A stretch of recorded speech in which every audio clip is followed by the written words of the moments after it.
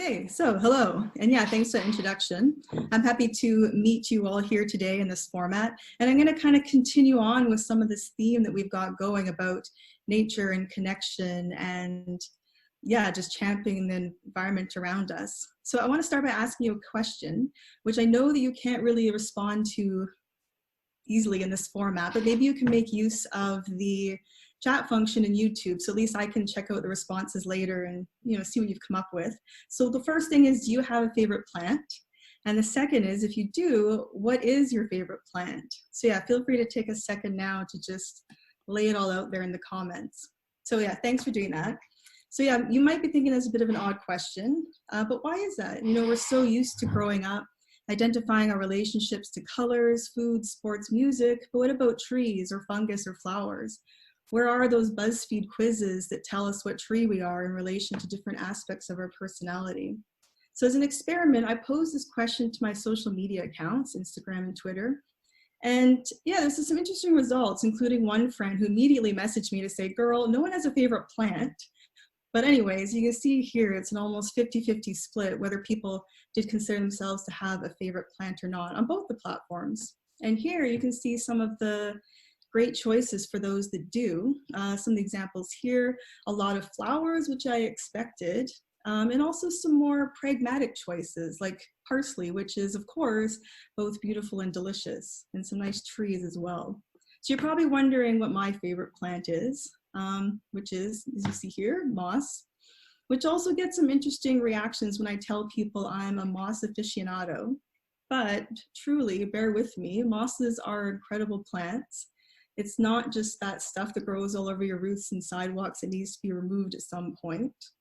And even though we do encounter it all the time, you may not know that there is as many as 22,000 different species. And even so, there's basically no common names to identify the differences.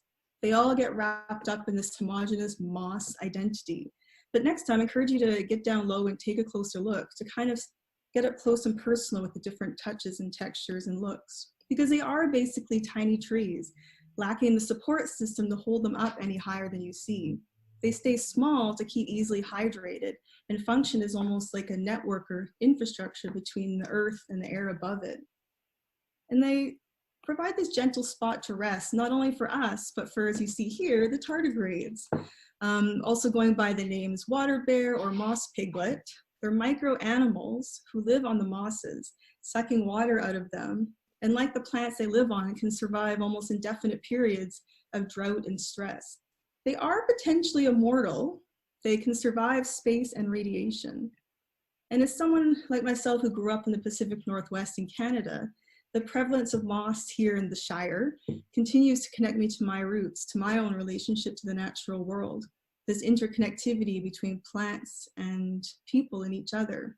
It's that constant in my life across continents. And I've even been known to steal moss on occasion, even though I do feel bad for taking them out of their homes.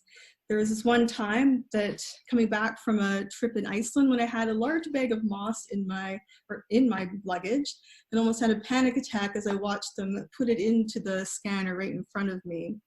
But these tiny trees can remind us that we can be small and mighty, that we can coexist with the minuscule water bears, making our human lives seem almost insignificant in the face of their own immortality and resilience. But to go back to my first question, why should we have a favorite plant? For one, it's to make us more familiar with the natural world. We often experience nature through Instagram, documentaries, and other mediated ways, with a filter sometimes quite literally between us and that physical experience of being with nature. And to become familiar with something is ultimately feel responsible to it. We see this with animals. We have our favorites. We pledge money to support the great mammals of the world, to protect their dwindling numbers. We buy stuffed animals to show our connection. We visit them in zoos. But to truly protect them and ourselves, we also need to feel responsible to their own environment. So to have a favorite plant, it makes us more aware of those connections, to ensure that it can grow strong and tall or small or mighty, to host bees, animals, humans, to provide fresh air and forageable goods, is to recognize that to protect all animals, including us, is to protect those wider ecosystems. And there's a term for this. Biophilia by Erich Fromm, that translates to the love of life. So for him, it's, quote, the passionate love of life and all that is alive, the wish to further growth, whether in a person, a plant, an idea, or a social group. And he wrote a lot about humans' relationship to the natural world, and that he argued that there is an innate desire to do good to others.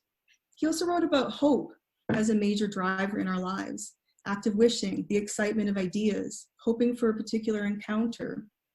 And it's this hope that we see when we care for other people, other living organisms, whatever they might be. It provides meaning and purpose.